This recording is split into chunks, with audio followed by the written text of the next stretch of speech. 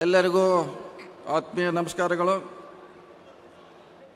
ಕರ್ನಾಟಕ ಸರ್ಕಾರ ಮತ್ತು ತುಮಕೂರು ಜಿಲ್ಲಾಡಳಿತದ ಆಶ್ರಯದಲ್ಲಿ ಪ್ರಗತಿಯತ್ತ ಕರ್ನಾಟಕ ಮಾನ್ಯ ಸಿದ್ದರಾಮಯ್ಯ ನೇತೃತ್ವದ ಸರ್ಕಾರ 3 ವರ್ಷಗಳ ಸಾರ್ಥಕ ಸೇವೆ ಸಮರ್ಪಣೆ ಕಾರ್ಯಕ್ರಮ, ವಿವಿಧ ಇಲಾಖೆಗಳ ಸಾಧನೆ.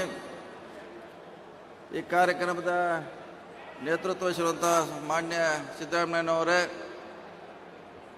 ವೇದಿಕೆ ಮೇಲೂ ಎಲ್ಲ ಸಚಿವ ಸಹೋದರಿಗಳೇ, ಶಾಸಕ ಮಿತ್ರರೇ, ಜಿಲ್ಲಾ ಅಧ್ಯಕ್ಷರೇ, ಎಲ್ಲ ಪದಾಧಿಕಾರಿಗಳೇ, ನಮ್ಮ ಪಕ್ಷದ ಯಾವತ್ತೂ ಕಾರ್ಯಕರ್ತರೇ, ಮಾಧ್ಯಮದ ಮಿತ್ರರೇ, ಇವತ್ತು ಹೆಚ್ಚು 3 ವರ್ಷಗಳ ನಮ್ಮ ಸರ್ಕಾರ, ಸಿದ್ದರಾಮಯ್ಯ ಸರ್ಕಾರ ಪೂರೈಸಿ 4ನೇ ವರ್ಷಕ್ಕೆ ಪದಾರ್ಪಣೆ ಮಾಡುವಂಥ ಒಂದು ಕಾರ್ಯಕ್ರಮ. ಈ ಕಾರ್ಯಕ್ರಮದ ಉದ್ದೇಶ ಕಳೆದ 3 ವರ್ಷಗಳಲ್ಲಿ ನಮ್ಮ ಸರ್ಕಾರ ವಿವಿಧ ಇಲಾಖೆಗಳಲ್ಲಿ ಮಾಡುವಂಥ ಸಾಧನೆಗಳನ್ನು ನಿಮ್ಮ ಮುಖಾಂತರ ಈ ರಾಜ್ಯಕ್ಕೆ ಹೇಳಬೇಕನ್ನೋ ಕಾರಣಕ್ಕಾಗಿ ಡಾಕ್ಟರ್ ಜಿ ಪರಮೇಶ್ವರ್ ನೇತೃತ್ವದಲ್ಲಿ ಈ ಕಾರ್ಯಕ್ರಮವನ್ನು ತುಮಕೂರಿನಲ್ಲಿ ಹಮ್ಮಿಕೊಂಡಿದ್ದೇವೆ. ಈಗಾಗಲೇ ತಮಗೆ ಗೊತ್ತಿರುವಂತೆ ಗ್ಯಾರಂಟಿ ಇರಬಹುದು, ಹಲವಾರು ಪ್ರಗತಿಪರ ಅಭಿವೃದ್ಧಿ ಕಾಮಗಾರಿಗಳಿರ್ಬೋದು, ಹಲವಾರು ಸವಾಲುಗಳನ್ನು ಎದುರಿಸಿ ನಮ್ಮ ಸರ್ಕಾರ ಇವತ್ತು ನಮ್ಮ ಜನತೆಗೆ, ಕರ್ನಾಟಕ ಜನತೆಗೆ ಒಳ್ಳೆಯ ಆಡಳಿತ ನೀಡುವಂಥ ಹೆಜ್ಜೆಯನ್ನು ದಾಪುಗಾಲಾಗ್ತಾ ಇದೆ.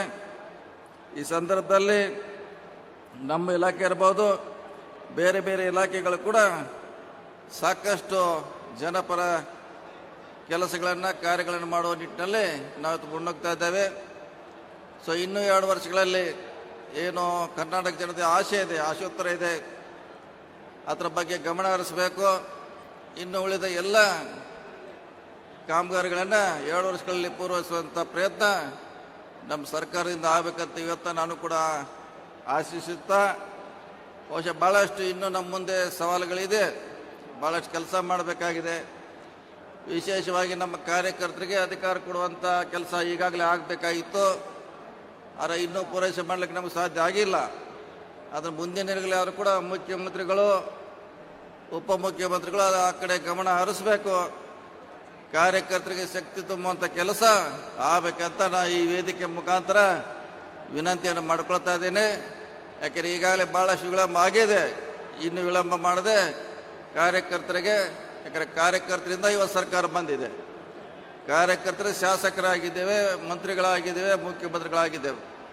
ಅದಕ್ಕೋಸ್ಕರ ನಮ್ಮ ಸರ್ಕಾರ, ಪಕ್ಷ ಆದಷ್ಟು ಬೇಗ ನಮ್ಮ ಕಾರ್ಯಕರ್ತರ ಶಕ್ತಿ ತುಂಬಂಥ ಕೆಲಸ ಮಾಡ್ತಾ ಇರುತ್ತಾ ಆಸೆಯನ್ನು ವ್ಯಕ್ತ ಮಾಡುತ್ತಾ, ಬಹುಶಃ ನಿಟ್ಟಿನಲ್ಲಿ ಮುಖ್ಯಮಂತ್ರಿಗಳು, ಉಪಮುಖ್ಯಮಂತ್ರಿಗಳು ಹೆಚ್ಚು ಗಮನ ಕೊಡೋದು ಭಾಳ ಅವಶ್ಯಕತೆ ಇದೆ. ಯಾಕಂದರೆ ಇನ್ನು 2 ವರ್ಷ ನಂತರ ನಾವು ಮತ್ತೆ ಯುದ್ಧಕ್ಕೆ ಹೋಗಬೇಕಾಗಿದೆ, 28 ಚುನಾವಣೆ ಎದುರಿಸಬೇಕಾಗಿದೆ. ಆ ನಿಟ್ಟಿನಲ್ಲಿ ಸರ್ಕಾರ, ಪಕ್ಷ ಗಮನ ಹರಿಸಿಕೊಂಡು ಮಾತನ್ನು ಹೇಳುತ್ತಾ, ಇನ್ನು ಭಾಳಷ್ಟು ಜನ ಮಾತಾಡೋರಿದ್ದಾರೆ, ಅವರು ಕೂಡಗೆ ಅವಕಾಶ ನೀಡಬೇಕಂತ ಹೇಳುತ್ತಾ, ನಮ್ಮ ಸರ್ಕಾರ 3 ವರ್ಷ ಅತ್ಯಂತ ಯಶಸ್ವಿಯಾಗಿ ಜನಪರ ಕೆಲಸ ಮಾಡಿದೆ. ಮುಂದಿನ ದಿನಗಳಲ್ಲಿ ಇನ್ನೂ 2 ವರ್ಷ ನಿಮ್ಮ ಪರವಾಗಿ ಕೆಲಸ ಮಾಡೋದು ಅಂತೇಳಿ ನನ್ನ ಮಾತು ಮುಗಿಸು. ನಮಸ್ಕಾರ ಎಲ್ಲರಿಗೂ.